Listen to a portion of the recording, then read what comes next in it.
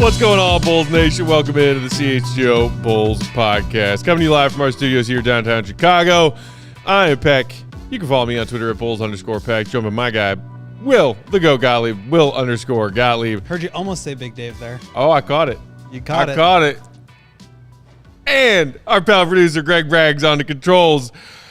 This is a Bull show. If anybody out there in Chicago sports fandom needs a distraction from the chaos going on at Hallis Hall today and what the hell is going on with our Bears, we are here for you. There is actually simultaneously to this an emergency Bears pod going on right now with our CHGO Bears crew. Our producer Lawrence is waving at me. For those of you who don't want to deal in the misery of being a Bears fan today, what's up, Vinny?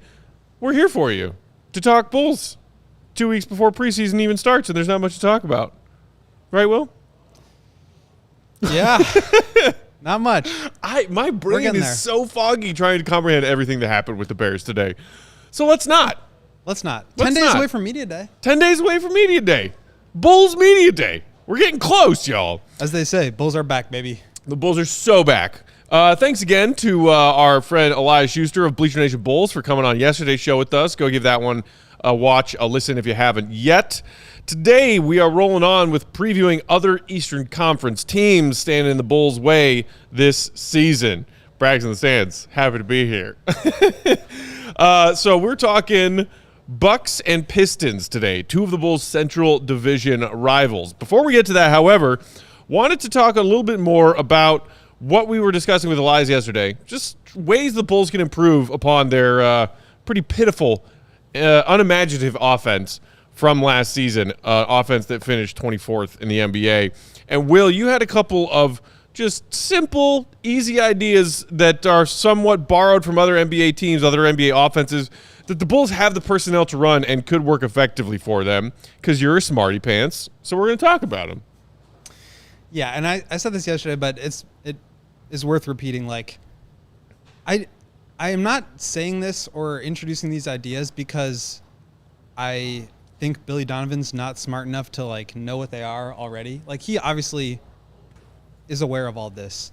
It's more of just a fluidity thing and things that I want to look for, because at times, despite the emphasis on randomness and making the offense less predictable, it did kind of default to a situation where give DeMar or Zach the ball and let them go to work, because that's what works best for them. Right. But clearly, despite the fact that the Bulls were third in field goal percentage, they were 24th in offense. So there was a disconnect there. And so it doesn't work well for the team. So these are just some ideas of ways that I think they can mix up the offense, try to incorporate everybody, or at least more people, into the same actions, which I think will really help them in their half-court offense. All right, so let's take a look at these and kind of break them down a little bit after we watch them. Let's start with the Spain pick and roll. Mr. Braggs, if you please. The Bulls really need to add some creativity to their offense to improve from 24th, where they finished last year. And Spain pick and roll is a great way to do that. It's a normal pick and roll configuration, except a back screen for the roller opens up a lob at the rim. So if we're to imagine what it would look like for the Bulls, I think they need to incorporate Patrick's screening a little bit more this year. So he'll set a screen for DeMar. And as that happens, Zach will step up and set a back screen for Patrick, which should open up a lob at the rim. But if DeMar can't find Patrick diving, he's still got Zach, who will slip out to the wing and utilize his three-point shooting. So one more time, a little bit closer to game speed here. Patrick sets the screen for DeMar, gets the back screen from Zach to open up the lob. If that is not available, DeMar has Zach on the wing, and that really utilizes everybody's best offensive skill set and introduces some chaos into the offense. Before I hand the reins to you, Will, let me tell you why I love that play, because it allows possibilities for two things that I have told y'all I want to see more of from the Bulls offense this season. Patrick Williams getting looks at the rim, being a big boy, dunking, getting and ones at the rim, using his physical size, and catch and shoot opportunities for Zach LaVine off the ball. Both of those things in one simple play. I like it. Tell me more. Yeah, I mean, again, these are not super complex actions. You see every other team in the NBA running this, and I'm sure the Bulls ran it at times last year. But it just adds another layer of complexity where it's not just your standard pick and roll that the Bulls run time and time again, which is very effective for them. but it creates an open alleyway for a lob for Patrick, which, as you said, is like a great way to incorporate him in the offense, to make him feel more involved, and to just build some confidence with him being in actions as opposed to just standing on the corner waiting for a kick out pass. So I really like that for him. And then, using Levine in this situation, this is another thing that the Warriors do, and we'll talk about that more with the split actions on the next one. But using your best shooters as a screener is a really dangerous way to create offense, because the way that defenses work in the NBA, you're either like, if you set a good screen, you're creating space for that guy. So if he's coming off the screen, if Kobe or Patrick are coming off a screen from Zach, they're going to be open. Mm-hmm. And so Zach's man then has to decide if he's going to help and try to take away that cut and that lane to the basket. And if he does that, then Zach's going to be able to slip out to the wing and be wide open for a three. So I just think it's a good way to add an extra layer of complexity and create some chaos in the half-court offense. And it's just a little bit less predictable, too. So you're not just, like, relying on DeMar, because it's, like, oftentimes the offense was just DeMar's going to get a shot, and it's really, like, he shoots 50%. So is it going to go in this time or is it not? Right. And, like, that's the offense. And I think you need to add a little bit more in there. The other thing that, like, Mark and I talk a lot about is, where does Patrick Williams fit into the offense? Can you, give him possessions where he's more involved? And I think a lot of the time that's just like people decide, can he be an isolation scorer or can he run pick and roll? And I don't think it has to be that way. You can put him in screening actions, which we saw a lot of, especially in the second half of last year, where he's setting screens and rolling or slipping out to the perimeter to catch and shoot threes. Like, I think he can be more involved in the offense without necessarily being the one that has the ball in his hands, and getting lobs at the rim. I mean, there's really not a more efficient way to score in the NBA than like dunks. So yeah. This is like a great way to do that. And I think that just that simple concept can be interchangeable with a lot of the pieces that the Bulls have on this roster. Absolutely. I mean, you could run that with Zach. We saw it a lot in the Pau Gasol, Jimmy Butler era, where Pau would just like throw lobs up to Jimmy. Right. I would love to see Zach and like the Bulls Zach could be where Pat yeah. was in that play design, and vice versa, because Pat can flare out and take catch and shoot threes too. Or you put Kobe in there. Or that was the next name I was going to say. You could put Kobe White in that same exact play. Any of these guys can fit into these configurations, and that comes from being able to be a good shooter and how dangerous that makes you as a screener. So I think this is something that like you could run out of a timeout. Like it's like a common action. Like they could be running this multiple times a game.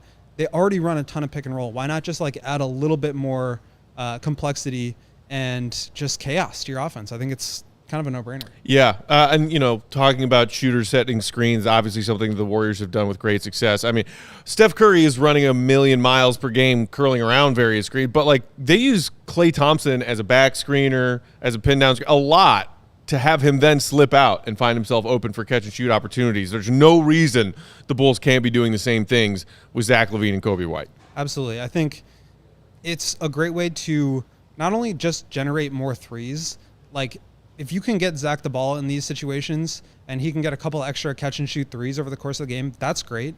But what it also does is open up more shots at the rim. And I think more than like 3-point volume, it's more about like getting easy shot volume. And that like when you're making defenses decide who to guard, somebody's going to be open there. Right. All right, let's talk about the split action one next. Mr. Braggs, cue that up and go. The Bulls could really benefit by taking a page from the Warriors playbook and incorporating some split actions into their half-court offense. It's so dangerous because of Steph and Klay's shooting ability forcing defenses into making mistakes that it's not hard to imagine Zach and Kobe shooting compromising defenses in similar ways. It starts with the ball on the block, where Vooch can either pass to Kobe coming off of a screen or find Zach cutting to the basket after setting that screen. If these guys run hard and set good screens, defenses have to make really tough decisions in real time. Do they leave Zach and help on Kobe, which will open up the cut, or do they play it straight up and give up the three to Kobe? So if these guys run this well, they should be able to generate a ton of easy looks at the basket and on the perimeter, and if all else fails, they've still got the ball in an advantageous position with Vooch posting up. Not surprisingly, what I like about this one is that it uses Vooch's passing ability. Yeah. I mean, this is a very common action, really like the staple offense of the Warriors. It comes from the triangle, which obviously Bulls fans are familiar with during the Jordan era, and it utilizes a post threat who can pass. And I think Vooch is exactly that. They run a lot of these like empty pick and roll or empty post up actions with Zach and Vooch all the time. This incorporates another body, another shooter into the action, which again creates more chaos, makes it difficult for defenses to decide who to guard. And so when Kobe comes over that screen from Zach, he should be open. Yeah. If you're playing it straight up, he should be open. And so if the defense wants to take away an open three, which oftentimes they're going to do, that means Zach's man has to leave him to go defend the shooter. In this case, it's Kobe, and that leaves Zach wide open on the cut. So these are just like easy ways. And I don't think I saw the Bulls run this at all last year. And I kind of understand why. Like, you have to have the right personnel to do this. You have to like buy into an offensive system where you're moving around a lot and you're not always going to have the ball. And that's like a tough ask from a coach. So I understand why like a team that defaults to a lot of isolation wouldn't necessarily want to buy into this, or if it's not working, continue to buy into it. But a lot of fans want to see the ball in Vooch's hands on the post. This gives him an opportunity to score one-on-one. And if that's not there, you will get an open shot from either Kobe or Zach on the perimeter at the rim. Again, it's a situation where this is super interchangeable. You could put Pat in these actions. You could flip Kobe and Zach. I just think there's a lot of different ways you can do this. Javon Carter, I think, would be really good in this type of action. It does require good spacing on the backside, and it requires guys to really sell on the screens and slip out hard and like really move intentionally, which is something that I don't think the Bulls did a good job of last year. But if they do all those things right, you will get easy shots, whether it's at the rim or open threes. And for an offense that struggled so much to generate easy shots, this is like a perfect way to do that. And I mean, do you think that could be part of the reason the Bulls struggled so mightily the last 2 years? Generating good open looks, and you mentioned, the spacing on the backside when they're running these actions on the other side of the floor, is that like they honestly don't have enough guys on the floor with any five that they have to have backside spacing as a, make sure the defense stays honest kind of way to keep spacing available, because there aren't a lot of knockdown shooters on this team. I think it is partially a problem. And like, this is something that Mark and I also talk a lot about, which is like, it's hard to blame Billy for the offense when you have such little shooting and floor spacing around these guys, to where even if you're trying to run stuff, the defense doesn't respect these guys as shooters. They can load up the paint, and then all of a sudden, like, everything gets neutralized. So I do think that's a piece of it. But Patrick Williams stands in the corner and shoots threes all the time. I don't see why he couldn't be in this situation. There's tons of actions that the Bulls run for Io last year called the Stampede Cut, which is basically like if he's spacing out on the wing. Brex, can you bring it back up for 1 second? If he's spacing out on the wing as the just to be clear, if I pull it up, you're not going to be able to talk over it. Even if you just threw a still image of you don't have to play it, just pull up the screen. If not, that's fine. But either way, if Io is on the weak side wing, basically like if you just cut towards the basket as you get the ball, like you've got to head to seam. If the defense is playing the help line at the nail, like he's going to be able to get lanes down the middle too. And so it's just like getting more movement off the ball. Obviously, like more shooting helps, but these are things that don't require you to have Steph or Clay on the weak side spacing from the corner. It's just a matter of like getting movement and getting extra shooting on the court to try to like help just grease the wheels of the rest of the offense. Matty Legend saying yes, more post Vooch. We have the shooting now. Throwing hat saying Kobe will be great in this action too. It's why I want him to start. And Song Yoon saying basically use Vooch as a Draymond Green who can also score himself when comparing it to some of these actions that the Warriors are running. And a capable passer out of that post spot. All right, I think you have one more. If you wanted to know how much the Bears are frying my brain. When Will asked me to do a very simple task, I about melted down and started crying. Rex, you're doing great. Dude, you're not alone, man. My brain is still clouded in Bears fog right now. Big Dave, I need a hug. That's why we're here. Big Dave, there are many hug requests coming from our CHGO offices over the last few days.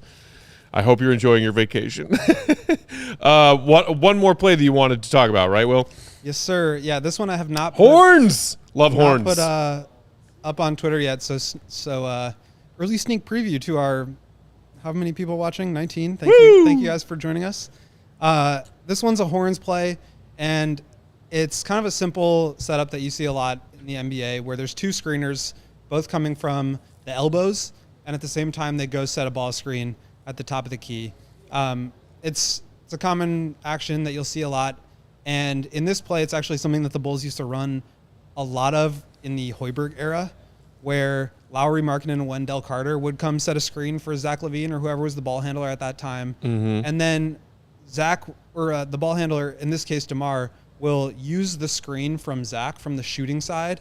And then as that's happening, the shooter will cut across the other way, flare out to the other side, and get a screen from Vucevic, who is screening on the weak side. And he should be open for another wide open three. So it's an action that gets DeMar into an isolation shot at the elbow, which is what he wants to do, but it provides an outlet for him if that's not there, or if he sees that Zach LaVine is wide open on the wing, like another really easy option. Cool. Bragg, do we have this horns flare play that we could throw up there? Yes, we do. Well, let's do it, baby.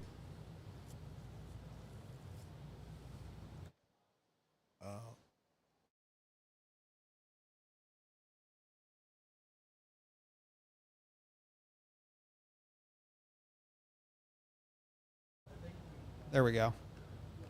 Can you hear me? Mm-hmm. I can talk? Okay, so yeah, there's the screen. DeMar takes it, and then as that happens, Zach then uses the same screen that Vooch was setting anyway to flare out to the wing. So DeMar's got an isolation on the right side where he wants to be anyway, and if that's not available, then he's got Zach. So one more time, Vooch and Zach set the screen, and then Zach flares off of that screen from Vooch, and he should be wide open on the wing. Like, yes, it helps to have good spacing from your 2 and your 3 on the weak side corners. Yeah. But if there's help or an X out happening on that strong side, then you can back cut from the wing. Right. Or from the baseline rather. So like there just needs to be more action off the ball. So I think it's important that the Bulls put their best players in the same actions, because that just makes it hard to guard. So when you have Zach screening for DeMar, one of the two of those guys is going to get a good look, but there has to be some movement or action happening aside from that to really open things up and make things difficult. Because now if the help's coming to Zach, somebody else is going to be wide open cutting baseline. Right. Yeah. And I mean, I can't even begin to count how many times last season the Bulls bring the ball up, they make one screen. Maybe it's to try to get a switch. Maybe it's to just create some space for DeMar, and then he goes ISO. Or same thing with Zach. It's not asking a lot to just add a bit more screening, off the ball screening, guys being able to make cuts from the weak side, baseline, to just get more open looks. And we saw so many times, like I've been rewatching a lot of these games recently.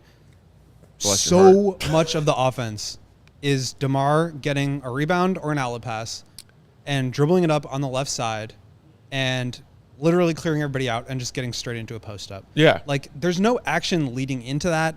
And I get it, like he's so good at it that is going to be an efficient source of offense, but it's not getting anybody else involved. It's not like I feel like that could be a really good second or third option in an offensive play. And I think that's what was so great about the Bulls offense when Lonzo was playing, is they got into a lot of this action where you had off-ball spacing, you had some movement, you had a passer who was really facilitating things, and if it broke down or it wasn't there, it didn't work. Now you've got DeMar, and you can give him the ball and get out of his way. Yeah. But I think when you default to a primary action where it's give the ball to DeMar and get out of his way, it's really hard for the rest of the team to get excited about playing in that style.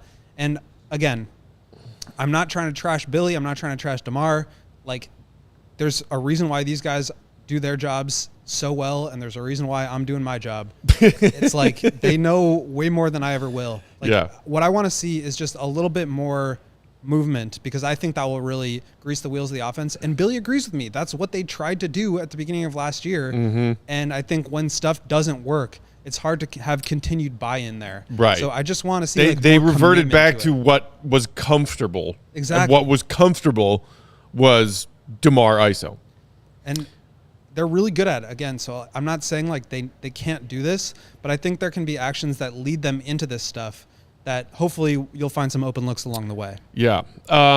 Football CF Candy chiming in saying that he wants more high post actions with Vooch. Then following that up saying horn pistols action, Vooch on the high post, give Vooch, get Vooch to handle the ball, then hit the dribble handoff and give it to Zach or Javon or Kobe, P. Will, to shoot with Vooch screening. Wouldn't be opposed to that either. The Bulls run a lot of like pistol 21. Like that's kind of another one of their default sets where they'll just bring the ball up, swing it to Vooch in sort of like the top of the key area, and then he'll go into a dribble handoff with Zach or DeMar. Right. And like you've got some movement going on there. You've got two of your best players touching the ball and being involved in the same action there. Like that's not a bad thing, but that's also probably like 80%. I was going to say it's most of what they've done last season. And I just think adding more makes it more difficult to defend. You can always, it's kind of like the same thing that like you'll hear Stacey King say on the broadcast, like, oh, you can always get that three whenever you want. Like try to get the ball into Vooch in the post first, and then you move into something like that. And I think that's kind of the point I'm trying to make with some of these actions. Like you can get the ball to DeMar at the elbow whenever you want for a shot. You may as well try to get other people involved. And again, this is not like DeMar slander. I'm not saying he's holding anybody back or preventing the Bulls offense from being great, but like, I do think that as a group, you have the 24th best offense in the league. Like, exactly. You have to try to find new things to mix it up. And DeMar was still a very efficient scorer last season, not insanely efficient as 2 years ago, but the team had the 24th ranked offense, and he is one of the highest usage players on the 24th ranked offense. There's correlation there. Yeah, and I think this is also what I talked about with Zach during the Prove It segment, which is that like a lot of these plays require Zach to not have the ball in his hands. And that, I think, is a tough pill to swallow for a guy who's a two-time All-Star, who is an All-NBA caliber player. Like, he wants to have the ball in his hands. He wants to take some of these shots that DeMar's taking because he's really good at them too. So it requires a lot of buy-in for him to be working really hard, like running, the stamina of moving off the ball that quickly. That requires a lot of buy-in. And I'm not saying he's unwilling or incapable of doing that, but I just think they all need to like sit down at a table and decide like what kind of offense do they want to be, because if it's do the same thing we did last year, you're going to end up in the same place you were last year. Right. And maybe even worse, because the rest of the league gets better every year. So even if you put up the exact same offensive rating that you did last year, that might not be 24th. It might be 28th. Right. Yeah. Speaking of, did the rest of the league get better? Did the Milwaukee Bucks get better this offseason? We're going to talk about that coming up next, previewing the Bucks roster and season. While we're sharing these words from our friends and sponsors, do us a favor, hit that thumbs up button if you're watching on YouTube, live or catching the replay. Make sure you subscribe to CHGO Sports YouTube channel so you get alerts when things happen, like Emergency Bears podcast, when the entire Bears universe is exploding on itself today. Get your shit together, Bears. Comparatively, the Bulls look like just a normal old team in their offseason today. It's kind of nice. Competence is a hell of a drug. Hashtag continuity. Today's show brought to you by our friends at Ray Chrysler Dodge Jeep Ram. Are you in the market for a new vehicle? If you are, we've got great news for you, because at Ray Chrysler Dodge Jeep Ram in Fox Lake have just joined our CHGO team. At Ray CDJR, you'll always be able to shop one of Chicagoland's largest inventories and find unforgettable savings. And right now, during the Jeep Adventure Days at Ray CDJR in Fox Lake, you'll be able to take up to 15% off MSRP on all new 2023 Jeep Gladiator models. But that's not all. Now through September 30th, explore their newly renovated showroom and take advantage of breathtaking deals as they celebrate their grand reopening.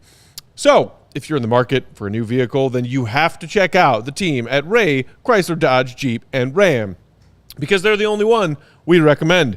Visit them today on Route 12 in Fox Lake. For more information, visit Ray CDJR in Fox Lake or go to raycdjr.com today. Serving the community since 1963. And if you're driving around, it's a sunny day out. What do you want to do? Put on my Shady Rays. You want to put on your Shady Raids. Duh. Take on the sun with gear that is built to last. Our friends at Shady Rays have you covered with the warm weather ahead with premium polarized shades at an affordable price. Shady Rays is an independent sunglass company that offers world-class product that's just as good as any expensive pair we've ever worn. Durable frames and extremely clear optics for your outdoor and indoor adventures. But that's not all. Shady Rays offers the most insane protection program in all of eyewear, the Matte Peck Lost and Broken Replacement Plan. Every pair of glasses they sell is backed by the Lost and Broken Replacements Plan, so if you lose or break a pair, even on day one, they will send you a brand new pair, no questions asked. Wear your Shady Rays with confidence, because even if you're really pissed at a Chicago sports team and you throw your hat and your sunglasses happen to be on that hat and they crack and break, well, Shady Rays has you covered. If you don't even like them after you buy them, you can exchange them for a new pair or return them for free within 30 days. There is literally no risk when you shop with Shady Rays. The team always has your back. So, exclusively for our listeners, Shady Rays is giving out their best deal of the season. Go to shadyrays.com and use promo code CHGO for 50% off 2+ pairs of premium polarized shades. Try it for yourself! The shades that are rated 5 stars by over 250,000 peoples. Shady Rays, where the Rays are oh so shady. Oh, so shady. Did you say 250,000 peoples? Did I? I think I heard an S on people. I love that. Peoples. 250,000 peoples. It makes it sound more. 250,000 peoples. 250,000 peoples. You got to pluralize it. It's 250,000 of them. You have to pluralize it. It's like fishes or mooses. I believe you're looking for Gooses. fish. Fish. Do you know why they call me Peepos? No, please tell me. I'm quoting him. This is from Shaft, the movie Shaft. Is that a Shaft quote? With Samuel L. Jackson, not the good Shaft, the one that flopped. The And the bad guy in the movie is like, you know why they call me Peepos? Oh yeah, Samuel L. did do a Shaft remake in like Yeah. the late '90s, didn't he? Said, they call me Peepos because I take care of my Peepos. I'm sorry. I'll stop talking. I did not ever see the Samuel L. remake of Shaft. It's great. I guess I'll have to put it. I'm a big fan I'll of have to add it terrible to my movies. queue. Recommended by Braggs. If it's crap, I'm coming for you. All right, guys, let's talk about the Milwaukee Bucks, a team that has been a big player in the Eastern Conference playoff picture for the last several seasons running, including winning the whole damn thing back in 2021. A lot of talk this offseason about Giannis, from Giannis, about whether or not he's going to sign an extension to stay in Milwaukee. But that's not what we're talking about today. Today we're talking about the team that is around Giannis and if they are good enough to make another deep playoff run better or worse than their dominant regular season and disappointing postseason. They finished 58-24, number 1 seed in the East. And then, as we all recall, somewhat shockingly, they lost the Miami Heat in 5 games in the first round. Yes, Giannis did get a little banged up in that series, but then he came back to that series, and they still lost to Miami in 5 games. My brain still can't really wrap itself around that one. Taking a look at what the Bucks have done this offseason, mostly it was the AK #continuity plan, just with a better team. So they have won the re-signed championship in the past decade. Right, yes, exactly. They re-signed Khris Middleton and Brook Lopez to pretty substantial deals. Also re-signed Jay Crowder, who they gave up 20,000 second-round picks to get. They also added Brook's twin brother, Robin, Bulls legend Rolo, in free agency to a 1-year deal. Also adding Malik Beasley. Players lost from last season's Bucks roster, Bulls legend Goran Dragic, who just came on for the tail end of their season. Javon Carter, now with the Chicago Bulls. Joe Ingles and Wesley Matthews. Carter, Ingles, and Matthews leaving in free agency. Will, when you look at the additions and subtractions to this Bucks roster from last season coming into this one, plus the retaining guys like Middleton, Lopez, and Crowder, better team, worse team? I mean, I think it's the worst team, and I think part of it is Javon Carter, who obviously comes to the Bulls, and I think will be a very solid rotation player, if not high-level starter. So you lose a huge piece of your backcourt depth. and you don't replace him with anyone except for a couple of rookies. I like Malik Beasley for them. I think he adds an element of floor spacing that obviously they lose with Carter, but I mean, Malik Beasley is a true shooter. Like he's going to provide a lot there. But he was also played off the court in big minutes in the playoffs. Has not really been able to prove that he is capable of playing, high leverage situations. But I think the bigger thing here is just like the commitment to the same guys who are really getting old. Middleton, Drew, Brook. I mean, all these guys have had their best seasons behind them. Brook Lopez just had a career year in a lot of ways. Our career of the last 5 years. Yeah. Where he just became like a all-world rim protector after being really known as like an offense-only post scorer in his early Brooklyn Nets days. He then, really developed that three-point shot. So he like fits in really well with what they want to do. But at age 35, can you really expect him to get better? Can you expect him to stay the same? A lot of this was also because of Khris Middleton missing the vast majority of the season and not playing much when he did come back. He was unhealthy with the knee and maybe some other issues going on with his family. So to bring him back, obviously you can't just like let him go for nothing. But this is a team that I think things might start to go south on. Maybe not this year, but like soon. And then obviously with all this Giannis talk, I mean, it is a little, if you're a Bucks fan, I would be a little nervous. Not necessarily about this year, but like a year or two down the line, at some point, who knows what's going to happen. So you mentioned Middleton and the time that he's missed recently. The 3-year deal he signed is for $93 million, and it's got a player option on year 3, and it is escalating. They're paying him nearly $29 million this season, $31 million the season after that, and a player option for $33.3 million in 25-26 when he will be 34 years old. I get you have to keep your pieces around Giannis to keep him happy and keep him believing that this is a championship roster because of some of the things he's been saying, and that's why you also bring back Brook Lopez. People are now already wondering, well, what about Drew Holiday? Another veteran piece that was crucial. They made a very bold choice to make that Drew Holiday trade. They gave up a bunch of draft capital for him, and it paid off because they won a championship 2 years ago. That trade is already worth it because they were NBA champions, and Drew Holiday was a huge piece of that team. But not quite the same way that Bulls fans are wondering and maybe worrying, oh, man, DeMar, another year older, are you really going to sign him to a new contract? Bucks fans might be wondering the same thing about Holiday and this aging core right now.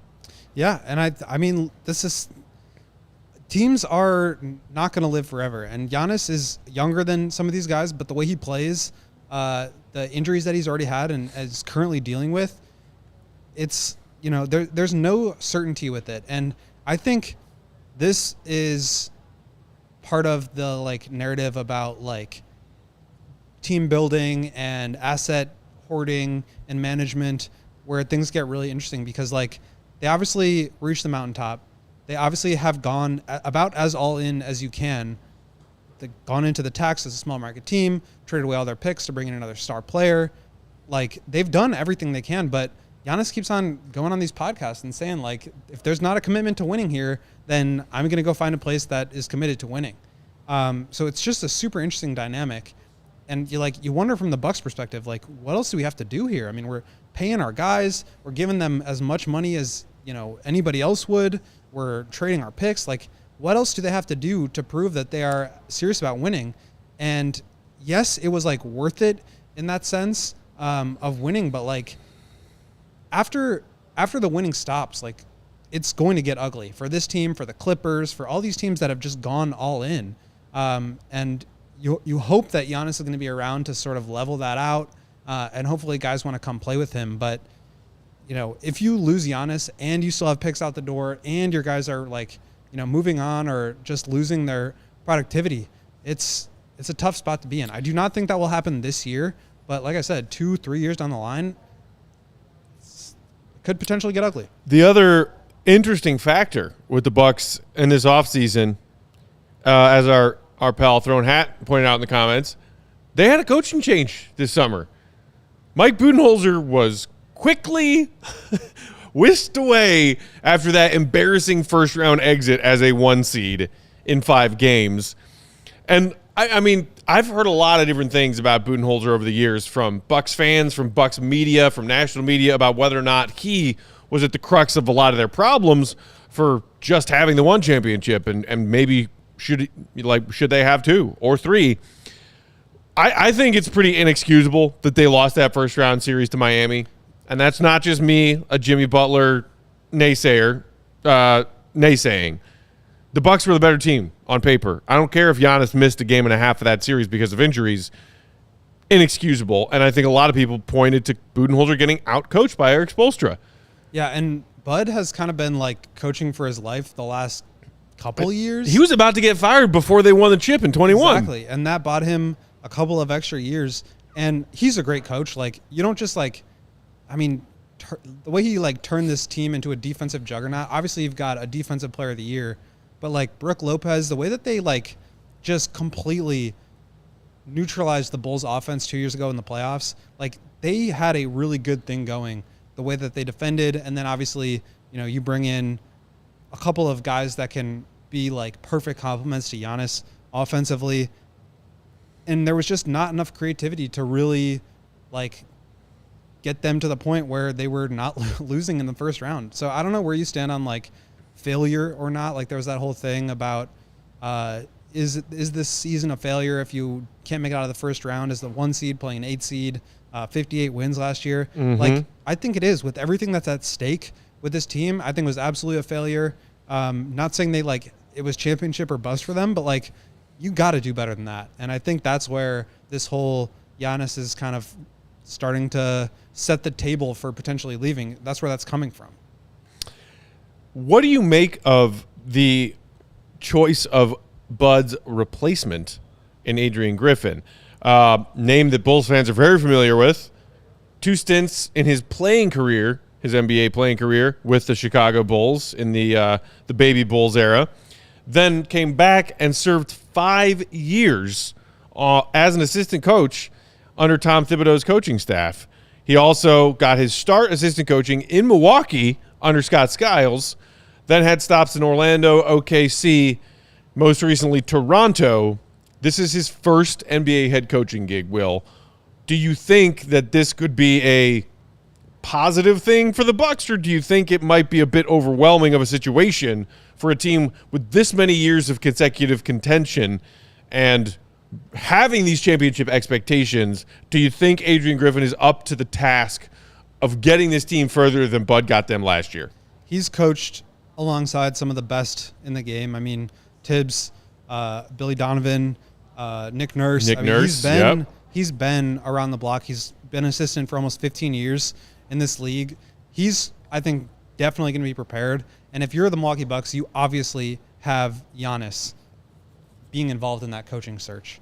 So I think he'll be successful. I think he's going to have a lot of work. And this is for me, if I'm taking a coaching job or looking around the league as a coaching candidate, going to a team that's on the way down, so to speak, is not really something that I am really all that excited about. I'd rather go to a team like the Magic or the Thunder where you can kind of build something from the ground floor.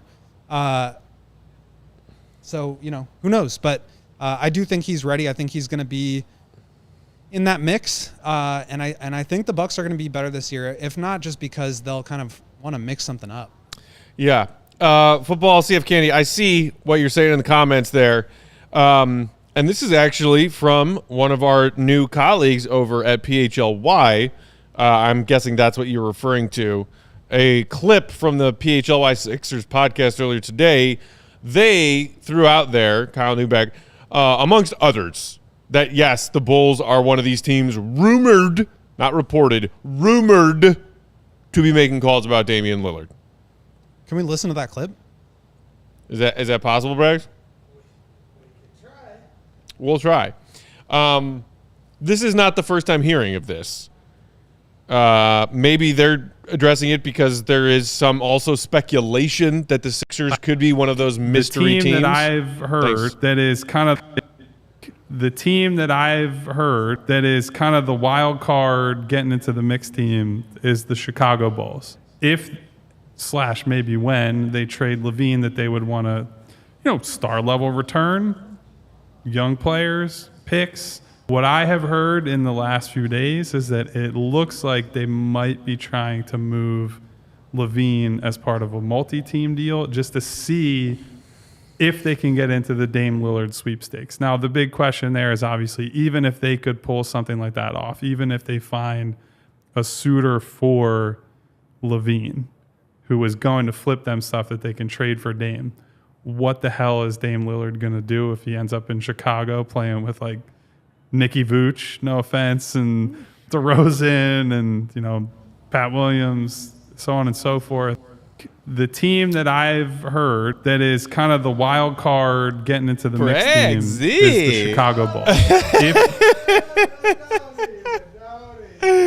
Thank you, sir, for pulling that up. We've heard similar rumors, whispers, because people are talking about a mystery Eastern Conference team aside from Miami that's trying to throw their hat in the ring for Dame at the last second as the Blazers try to get this deal for Dame and maybe get more than the pitiful offer that they've gotten repeatedly from Miami. I would not call that breaking news. I would call that speculation. Yeah, I mean, I think definitely have heard this as well. I think the fact that the Bulls continue, I don't know, maybe we should just like pivot the rest of the show to be talking about this, but you don't want to talk about the Pistons, Will? I mean, this is bigger Bulls news for sure. Yeah. I think the fact that they continue to put Zach LaVine in rumors, or not, they aren't necessarily doing that, but the fact that Zach LaVine continues to be out in rumors, I think is really interesting. This tells me a couple of things. One, that the Bulls have no interest in going backwards, and I've been saying this for a while now. Like, if they're going to make moves, it's going to be to try to be better or to try to be good but recoup some assets. So this kind of tracks with that. And, yeah, I mean, I'm not super surprised to hear this. I would be surprised if it did happen, but for a team that's kind of in a desperate situation to try to go out and improve their fortunes, I think this is not all that surprising to me. All right, let's take our second break. We'll come back and make a impromptu decision on whether or not we want to talk about the Pistons or keep talking about Dame. You guys in the comments, you can let us know. What do you want us to talk about? The Pistons had an interesting offseason for a team that's young and still probably not going to be playoff bound. But whatever you guys want to do, we can improvise here on CHGO Bulls. In the meantime, y'all need to stop at your nearest Sunnyside Cannabis Dispensary. I'll keep reminding you because you're going to thank me for doing so. Sunnyside is your home for judgment-free cannabis shopping, a place where all kinds of visitors are welcome to explore, discover, and purchase a wide array of high-quality products. They offer easy online ordering and in-store pickup. Bada bing, bada boom. Plus, they offer their great transparent loyalty program that they call Sunnyside Rewards for you frequent flyers. They've got everything. Flour for you old school people like myself. Still like my flour. They've got tinctures. They've got the vapes. They've got all that kind of stuff for you Gen Z people. And, of course, they have edibles. Everybody likes edibles. You boomers like edibles. Good News brand gummies are my personal favorites. Give them a try the next time you pop into Sunnyside. Now through October 15th, head to sunnyside.shop and use that promo code CHGO25 at checkout for 25% off your total order. One use per customer, not stackable with their other promotions, but it's not just for new customers. Anyone and everyone can use that promo code of ours, CHGO25, for 25% off your order at checkout. Pick up everything you need to elevate your football season. And Bears fans, we need a lot to elevate our football season. Must be 21 and over or an Illinois Med card holder.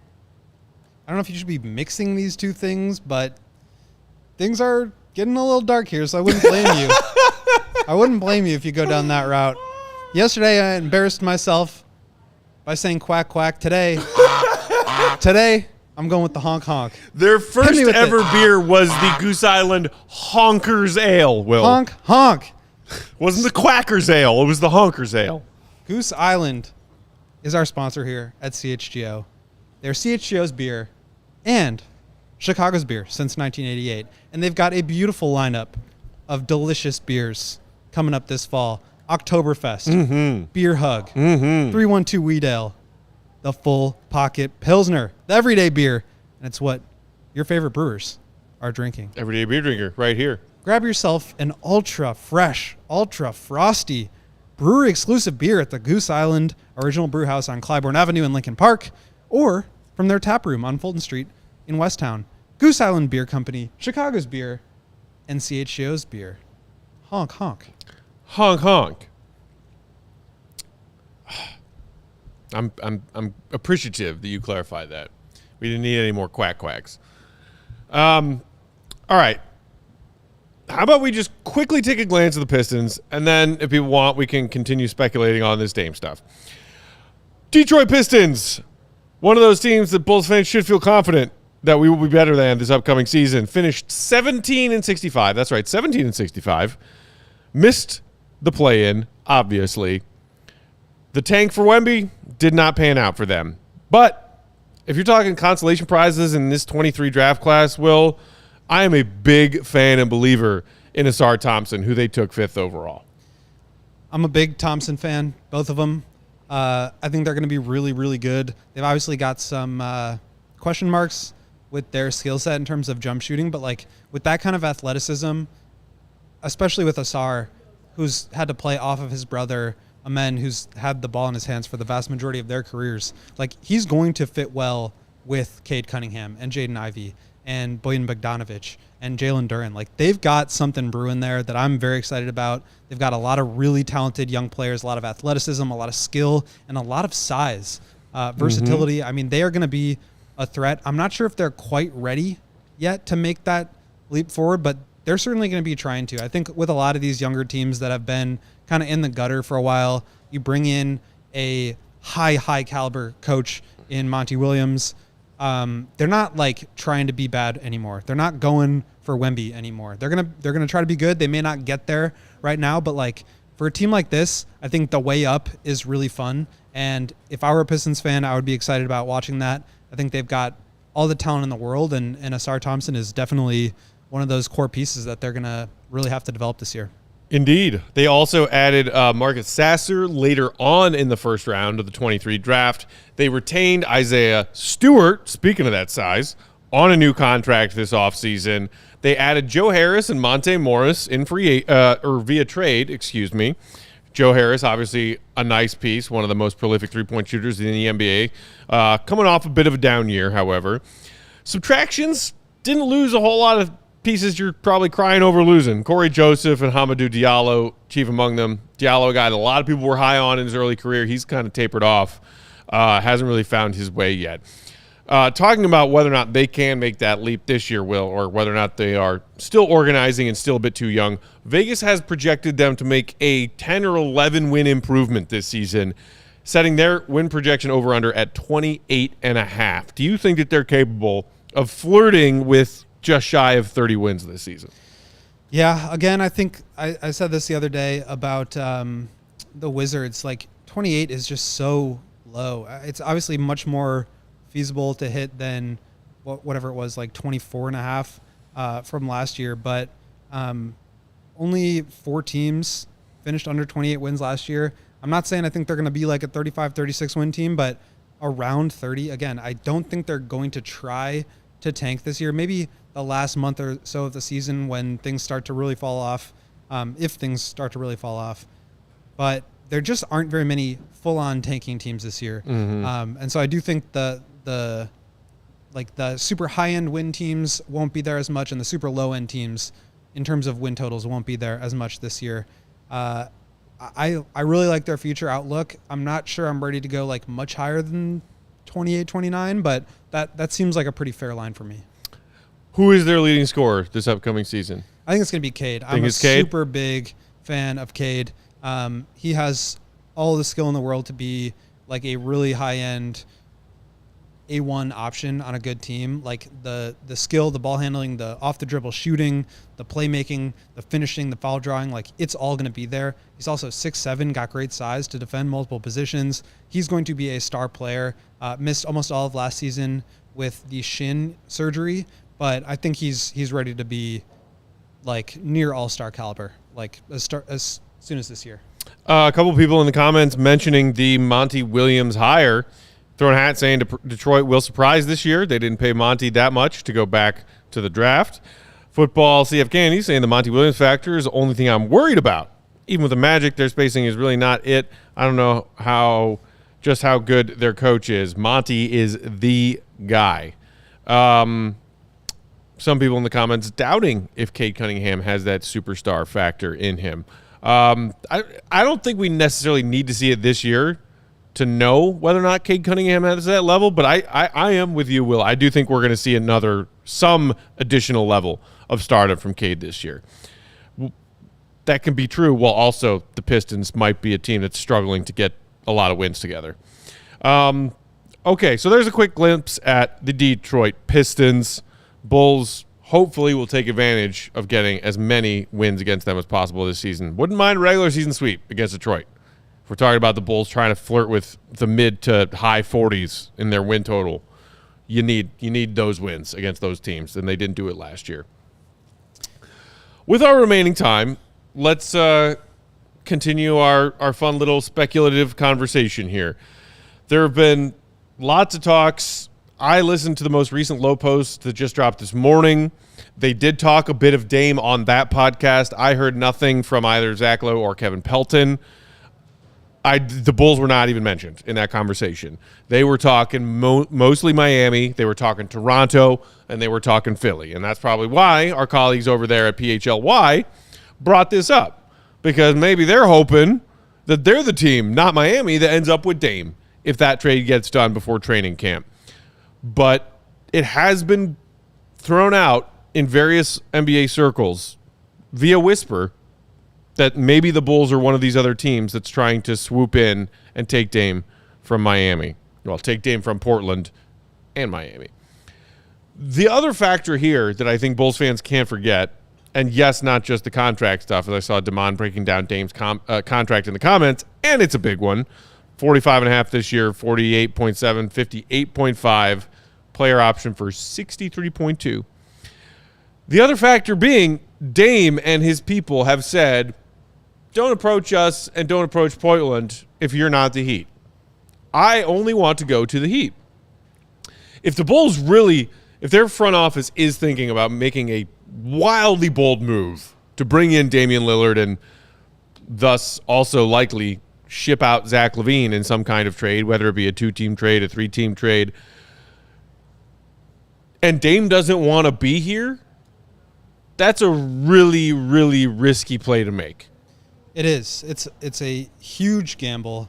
And you make that trade not with the assumption that he's going to be happy, but hopefully you get some sort of clarification, or I'm not sure what the rules are in terms of being able to talk to players that you're about to trade for, but you can't make this trade without Aaron Goodwin being at least slightly on board with coming to Chicago. And I do think that Dame is posturing right now. He wants to go to Miami, clearly.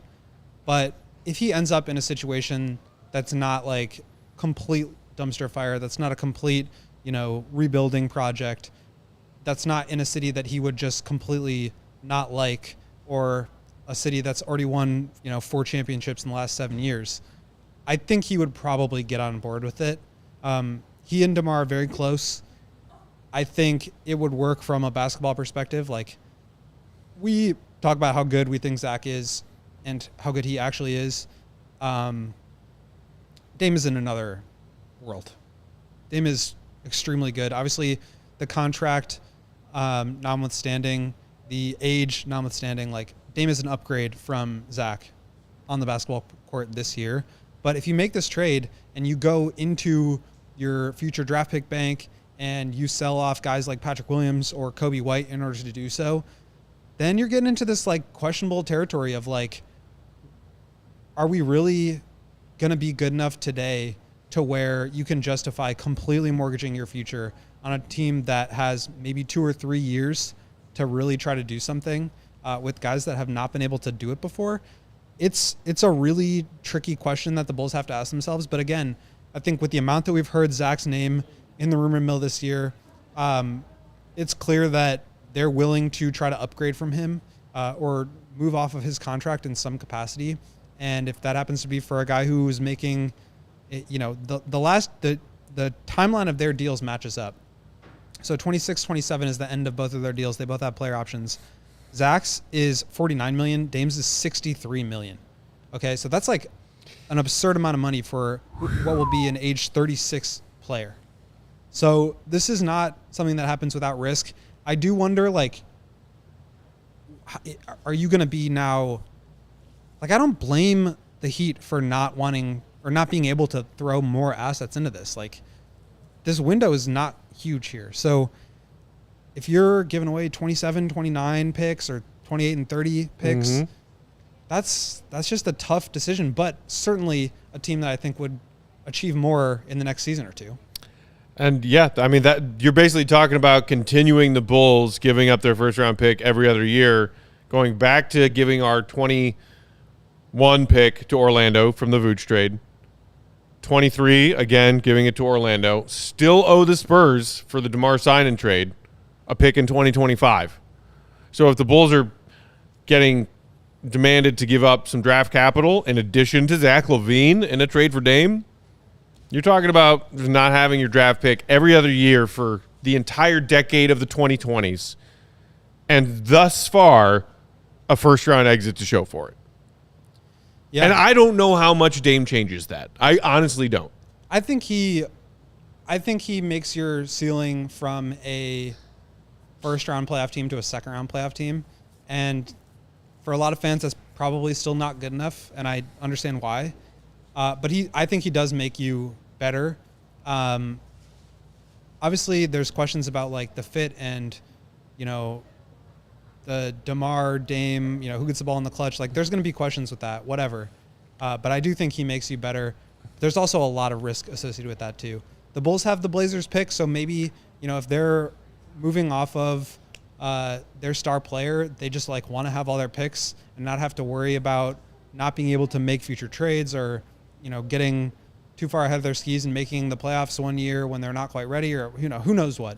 But the Bulls could leverage that asset. But I think really what this comes down to is a third team is going to need to get involved where Zach LaVine goes to a Charlotte or a Dallas or maybe a Philadelphia is the other team involved in this. And this is part of a broader James Harden, Zach LaVine, Dame Lillard, Clippers deal. I think there's a lot of possibilities with this. But again, I think there is going to need to be at least one more team. And I don't see a world where it's DeMar going out instead of Zach. I just, with the money and with the length of the contract, I just think it makes too much sense for the Bulls to try to move off a guy that they've clearly been trying to move off of. Yeah. The other possibility that I think could be happening here with this, as Braggs has labeled it, breaking speculation news, which I think is a bit of an oxymoron. This could be other people making shit up about the Bulls making a play for Dame because they have vested interest in whatever happens with Dame. That kind of stuff happens all the time in the NBA with gossip circles, with rumor mills. I'm not saying I fully disbelieve 100% that the Bulls have made no contact with Portland about Dame. I'm saying I am still very, very, I'll give you a third, very skeptical that these are like, oh, talks are going on and just nobody's reported on it yet. And Dame's going to, like, we're going to wake up tomorrow and Dame's going to be a Bull. Very skeptical of that. Yeah, I think the percent chance of this happening is still incredibly small, but I've just heard it from too many different places now to where there's nothing. Like, there's probably been a call made, who knows to what extent, but yeah, it keeps coming up. Where there's smoke, there's fire, as they say. Sometimes where there's smoke, it's just you're at Hallis Hall, and there is smoke because there is fire, because it's burning to the goddamn ground.